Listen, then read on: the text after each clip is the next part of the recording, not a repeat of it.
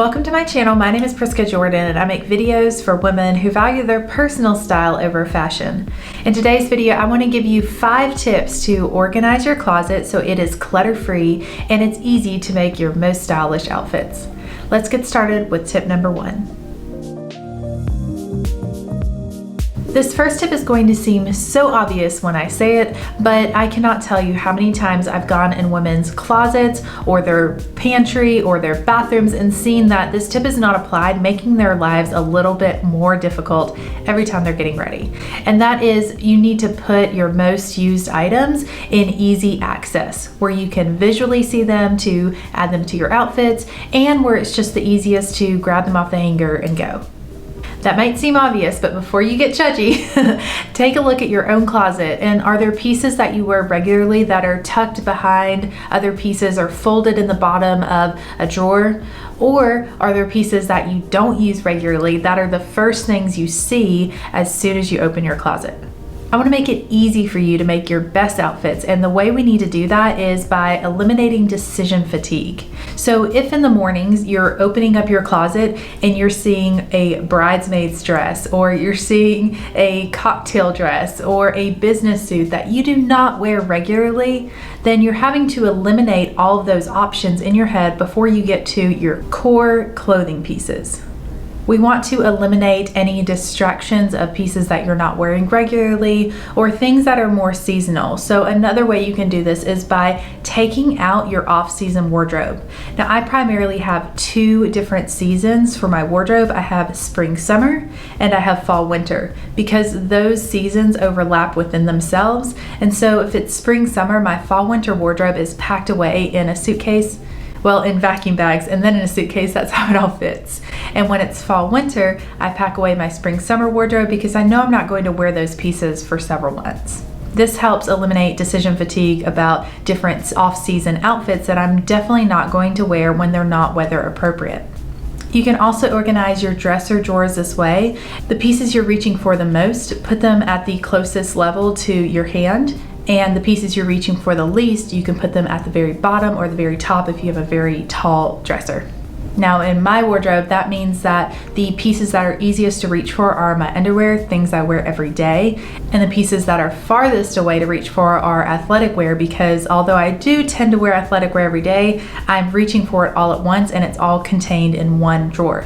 Now wait, before you pause this video and go check out your wardrobe to see what you can change, wait till you hear tip number 2. Tip number 2 is to give some breathing room to the items in your closet. Now, if you have too much stuff and you're thinking there's no way I can give breathing room because everything's just crammed in there, it might mean to apply tip number 1 by removing some of the less frequently used items and putting it in secondary place. That might be a closet, it might be a basket under your bed, it might be a suitcase for things that you're really not using very frequently. But your closet needs some breathing room. It needs some white space, some openness, some lightness. Otherwise, you're going to walk into your closet and feel very heavy. So if you're feeling that sense of overwhelm, that heaviness on your chest when you walk in your closet and see an abundance of things and items and options for outfits, then it might be time to declutter some of those pieces to allow for some breathing room. Tip number 3 is to organize your clothing pieces by type and by color. Organizing by type means putting all your tops together, all your bottoms together, dresses together, and that allows for you to see everything very clearly. And on a day that you know you need a top and a bottom outfit or a dress outfit, you can go to that section of your closet. Organizing by color is just a more visually pleasing way to look at your wardrobe, and again allows you to feel a sense of lightness and creativity and fun when you open up your closet. Now, I personally do not organize by type and color, just by color, and that's because 1, I don't have so much stuff that I need to organize by type, so I just don't have that many pieces in my wardrobe. Secondly, when I'm getting dressed in the mornings, I usually know what color I want to wear, and I usually match my color to my mood. So if I'm feeling bright and cheery, I'll wear a lighter color. If I'm feeling more serious and astute, I might wear black or a darker color that day. So as long as my closet is organized by color, it's pretty easy for me to get dressed. And lastly, because I just like the way it looks in my closet, it looks visually organized to me, and that helps me to just feel a sense of lightness when I'm getting dressed. Now I have 2 more tips for you when it comes to closet organization, but I would like to know how you organize your closet. Do you organize by type, by color? Are there any other little tricks that have helped you to stay organized? If so, let me know down in the comments. And while you're there, please like this video if you're enjoying it and subscribe to my channel for more videos like this every week. Now that we have the bulk of your wardrobe, which is clothing organized by type and color, let's talk about accessories and handbags. For some people, they like to put them in baskets and kind of stow them away. I personally love looking at my handbags. They're like works of art done by leather, and I just love looking at them, and really I swap out my handbag every day, so it is helpful for me to have all my handbags out. So usually I'm swapping out between just a few handbags, maybe 4 or 5, and those are the ones that I keep out on display so that I can see them in my closet. The handbags that I use less regularly, I put in a basket, and those are going to be like evening clutches. I think I have a couple of like little sporty handbags for athleisure looks that I don't wear very regularly. Those are pieces that I put in a little basket that I'm not seeing because they're usually not a good option for me on a daily basis. So they're out of sight, out of mind until I actually need them. The same is true with accessories. I typically have a silver set and a gold set of jewelry that I wear every day depending on my outfit, and I keep that in a valet tray that I can see immediately when I enter my closet. Now my nicer jewelry I keep in a jewelry box that has a lid on it, so I'm not seeing it unless I'm actually physically opening that box.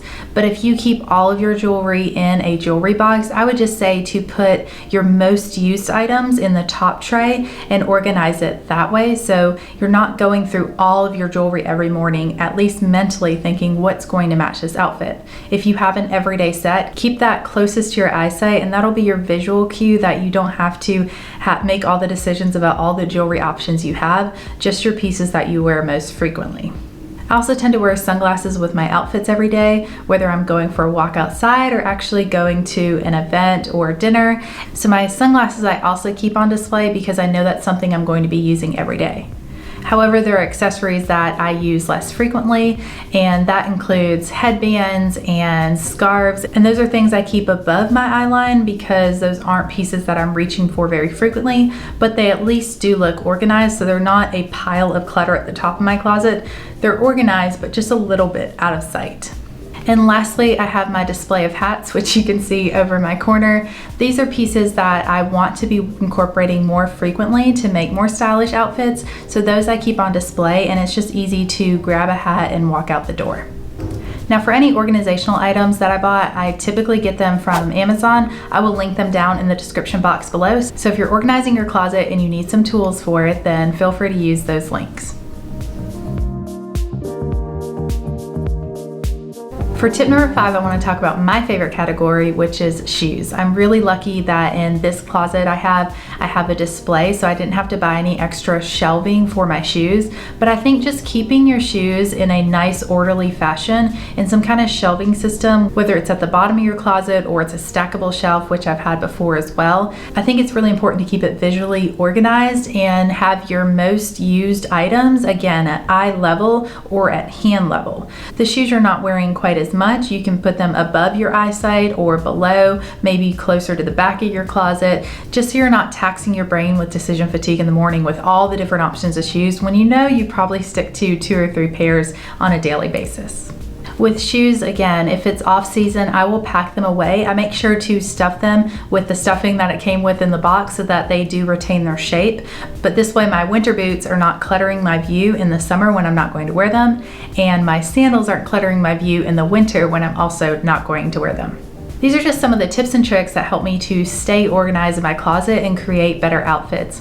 I know some of the other closet organization videos are these huge transformations, but when I see these videos that go from super cluttered to organized, I wonder, is your system not working? Because why did it get so cluttered to begin with? So these are my tried and true tips to stay organized and just have a better organizational system for my wardrobe. I hope that these tips help you, and I will see you next week with a brand new video. Take care.